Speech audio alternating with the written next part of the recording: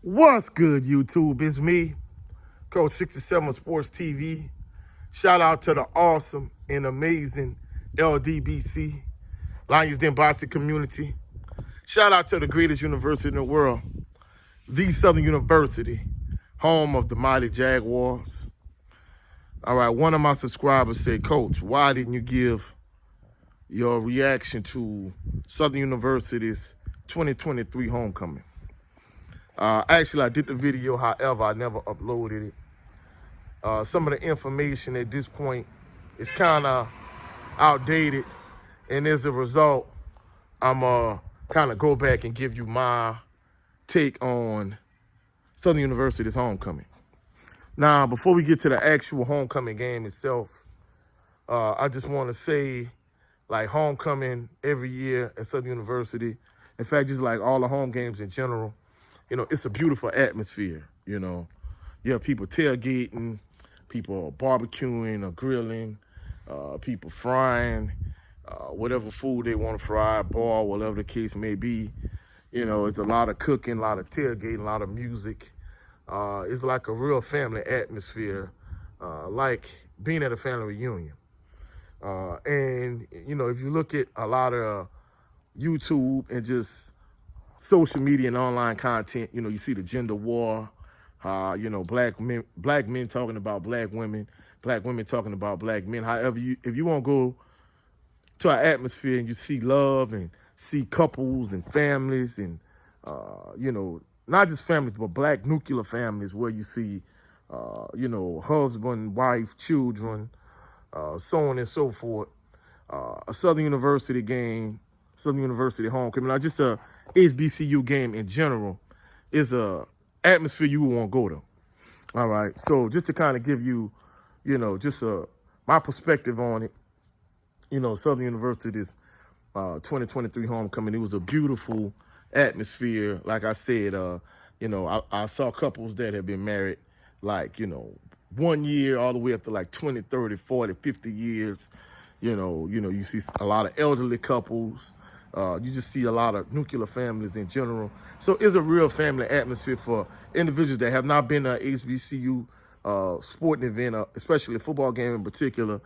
It's a place that you would want to be, you know, if you want to see black love and just black nuclear family and just unity and togetherness and brotherhood. It's a place that you would want to go. It's a real family atmosphere. I can't stress that enough, stress the importance of that. And, you know, that was one of the beautiful things about graduating from Southern University and just going to HBCUs in general. You know, that's the beauty of it. You know, one other side note, you know, there was a lady that sat a few rows down from us. You know, she passed out during the game. You know, hopefully that lady is doing well. Hopefully she's doing all right. You know, it wasn't that hot. You know, it was a beautiful day. A.W. Mumford Stadium, P. Richardson Field. So it wasn't that hot. So I'm thinking she might have had some type of medical condition. And like I said, you know, even though I didn't see a lot of people like in the past that I went to school with or I hadn't seen in years, actually at the FAMU game, I saw one of my high school teammates that I went to Southern University with. I hadn't seen him in years. I saw him at the FAMU game. So I didn't see that in this particular instance at homecoming. However, I did see like one of my professors I hadn't seen in like umpteen number of years. I didn't actually get close enough to talk to him, but I saw him. But more than anything, it's just like a real family atmosphere. Now, in terms of the actual game itself, I'm going to just be truthful. I was thoroughly unimpressed. Southern University, from a talent standpoint, they have significantly more talent than Lincoln. So at no point did I expect Lincoln to push Southern University, make it a difficult game. However, Lincoln did show that they weren't willing to lay down and fight. I mean, let me rephrase that. They weren't willing to lay down and just give Southern University the game. They showed a lot of fight. They showed a lot of heart. Jalen Howard, he ran back the opening kickoff for a touchdown. And that kind of set the tone for the first quarter.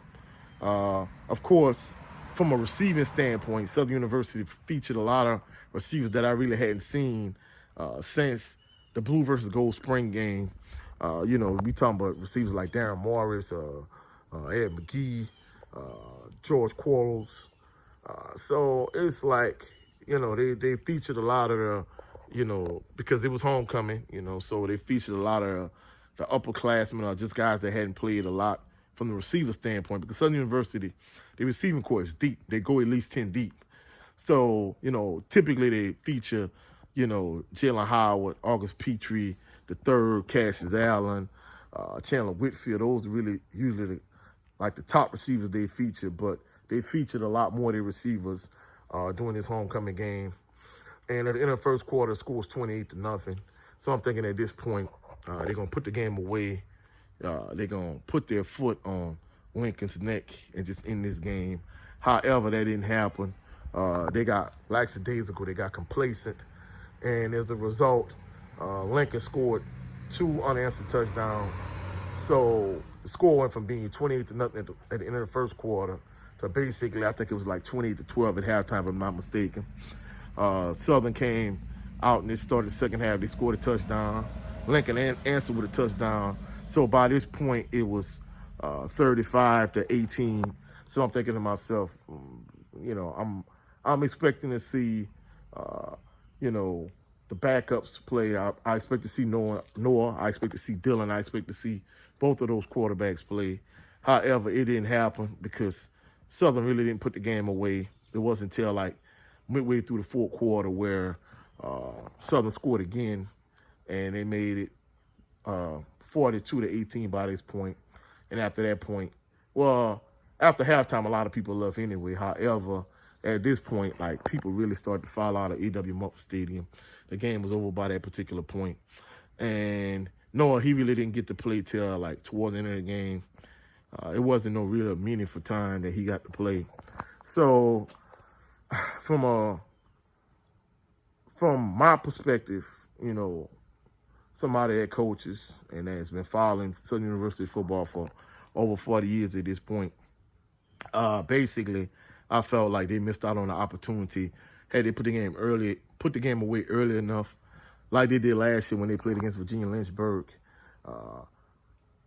Harold Blood actually had to play last year against Virginia Lynchburg. In fact, actually, he played, in my opinion, even though he was the starter for this game and he played far more in this game than he played last year against Virginia Lynchburg, I felt his performance against Virginia Lynchburg last year was more impressive than his performance against Lincoln this year.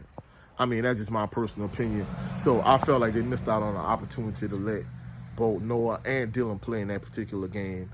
You get your second and third string quarterback in there, get them some reps, get them some time to play, so on and so forth. But that really didn't happen. And really the game, it just kind of showed me more of what I already knew.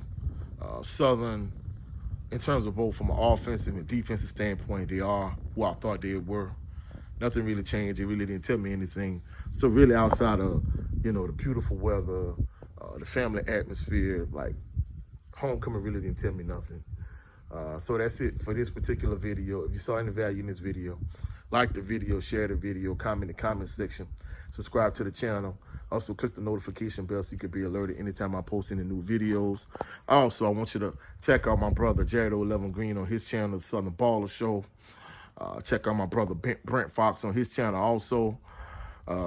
And lastly, check out the other brother, 86 Ghosts.